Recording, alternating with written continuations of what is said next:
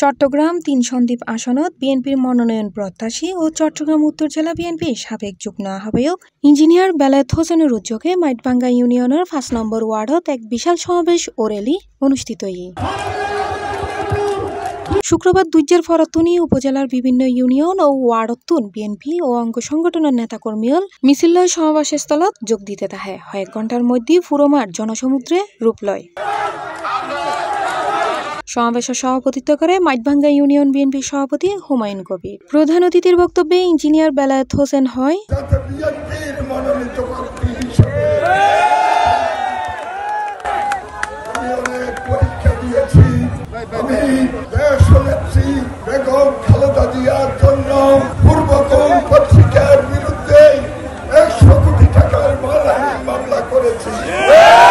উক্ত সমাবেশ ও গণসংযোগত উপজেলা বিএনপি, যুবদল, স্বেচ্ছাসেবক দল, ছাত্রদল সহ বিভিন্ন অঙ্গ সহযোগী সংগঠনের হাজারো নেতাকর্মীও অংশ লয়।